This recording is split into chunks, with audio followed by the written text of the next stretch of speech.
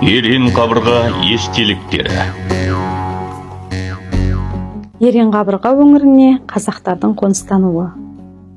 1758 жылы қыркүйек айында Абылай хан іскер қолбасшы қазақтың бас батыры Қабанбайды елші етіп, жылқы айдатып Үрімжіге жібереді. Чин үкіметі мен қазақтардың сауда-саттығы осы кезден бастап қарқын ала бастайды. 1763 жылдан бастап Манас аудан орталығы құрылады. Бұл кезде Сауан мен Құтыби Манастан бір орталықтан басқарылған. Кейін Құтыби 1902 жылы, ал Сауан 1915 жылы бөлініп шығады. Осы тұста Алтай мен Тарбағатай өңірлеріне кеңес үкіметінен қазақтардың көптеп келуіне байланысты жайылым тарылып, алым-салық ауырлай түседі. Соған байланысты бір қатар адамдар аң аулап жүріп, Жоңғар құмынан өтіп, Ерен қабырғаға дейін келіп жер шалады.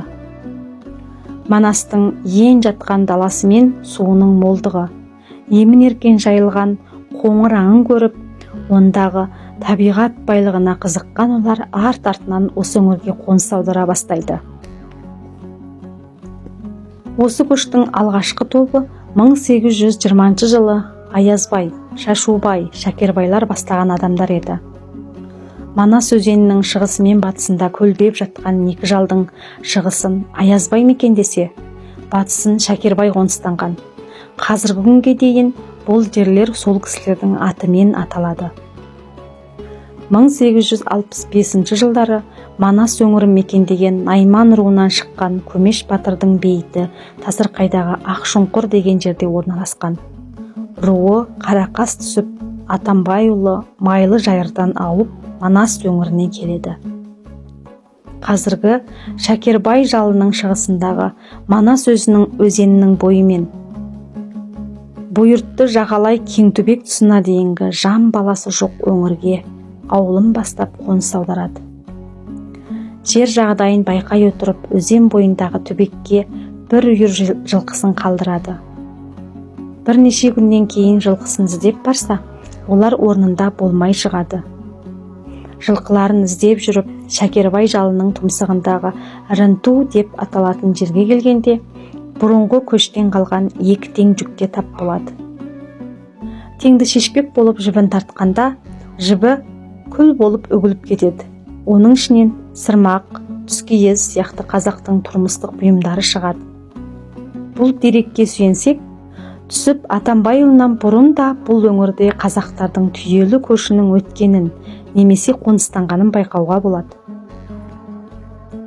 Түсіп кейін қазіргі Қызылсай, Кеңсуат өңірлерін аралап, Манас өзенінен өтіп, ары қарай жер шалады.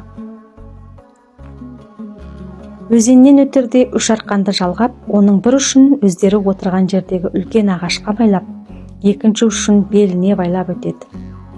Қазіргі Азат текшесіне қарай өрлеп, орманға жетпей жартастардың басынан бір таутекке атып алады да үйіне қайтады.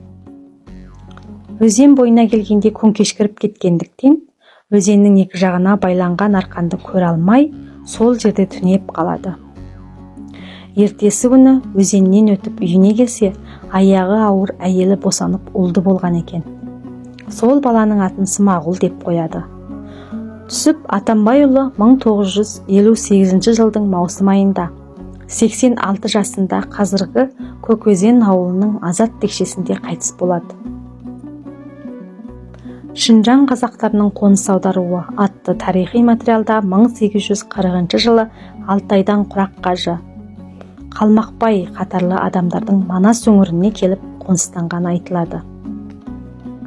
Олардың ішінде руы Қонсадақ, Құрақ қажының баласы Құпи Тасырқай өзенінің аңғарында қалып қояды.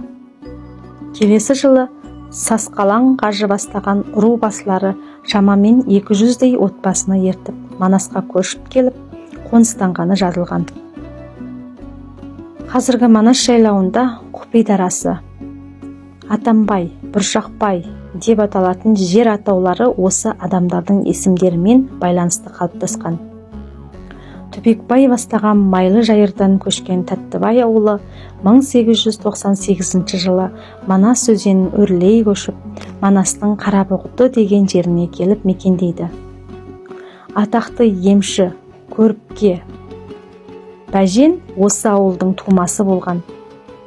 1900 жылдары Майлы Жайырдан Шыбарайғыр Қараманшының баласы Нұрбек қажы және Сибаң Молданбай қатарлы адамдар ауылдарын бастап, Манас өзенінің бойындағы қазіргі Қызылсай деп аталатын жерге келеді. Манас өзенінің шығыс қабағына көшіп келген олар алыстағы тау баурайынан жап-жасыл текше болып көрінген кең төскейді байқайды. Содан Манас өзеніне құятын бір шағын өзенді өрлей көшіп, көк текшеге жетіп, сол жерде қоныстанады. Олар біртіндеп орнығып, отырықтана бастаған соң, қалың бұта мен бүрген басқан орманды балташ отпен шауып жол ашады. Бір жыл дегенде қазіргі Көкөзен ауылына жетеді. Қарсы алдындағы биік шоқыға шыққанда, шығыс жақтағы түйе керуеніндей ұзаққа созылған тау сілемі жақтан будақтаған түтінді көреді. Сол бағытқа барып, егін егіп, отырықтасқан Қытай ауылына кездеседі. Қазіргі Көкөзеннің Жарқу, Туанжаңзы сияқты жерлеріндегі адырлар арасында тың игеріп салынған ескі атыстардың іздері әлі күнге дейін байқалады. Сол кезде қазақтар мен қытайлар арасында бидай, тары сияқты дақылдарды аң терілеріне айырбастап отырған.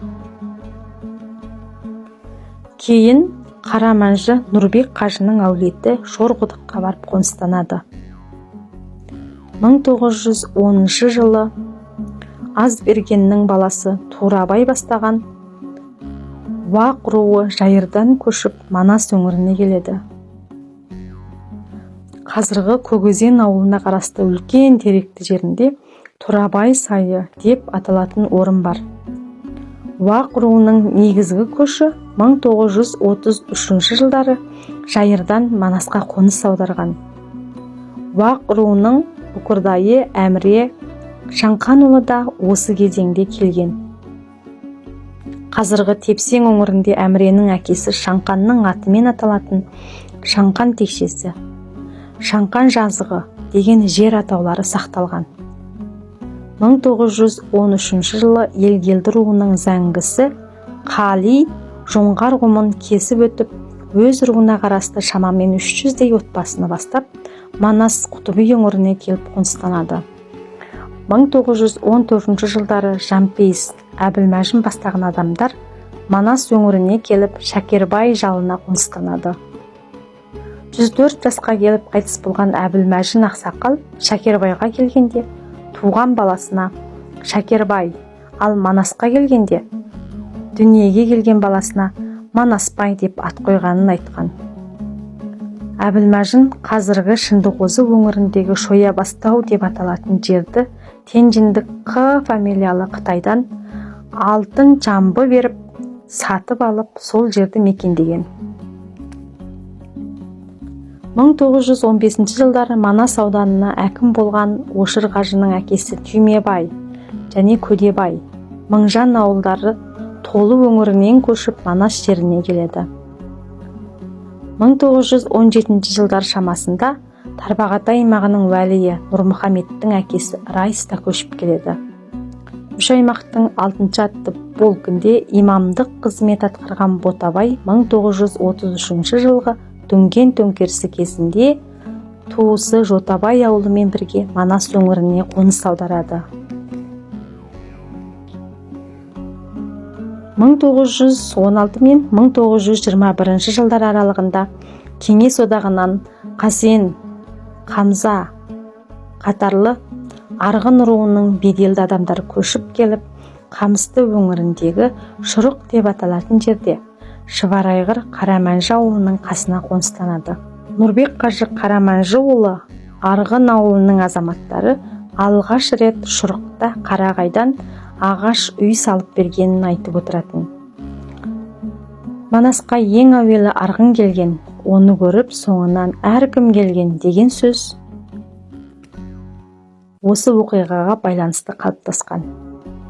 Қазіргі Көкөзен ауылында бүгінге дейін Арғын сайы деп аталатын жер атауы сақталған. 1929 бен 1933 жылдар аралығында Семей өңірінен Әбілқан Түсіпжан және Бекетай ауылдары көшіп келеді. Тасырқайда Бекетай түбегі, Аязбайдың тұмсығында Бекетай қыстауы деп аталатын жерлер бар. Сондай-ақ Манастың құмды өңірінде Бозбала құмы, Ырымбай құмы деген атаулар кездеседі. Бозбала 1930 жылдары осы құмды қыстап шыққан. Сүйегі Қаратай руынан шыққан адам.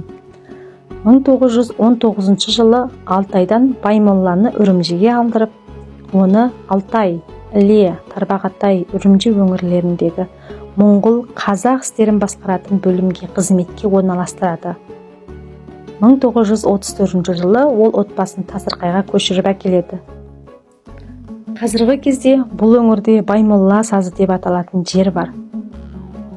1933 пен 1934 жылдар аралығында Зайсан өңірінен Меркіт ауылының рубасылары Қазақбай, Мазақбай, Алыбай, Пішкеұлы қатарлы адамдар көшіп келген.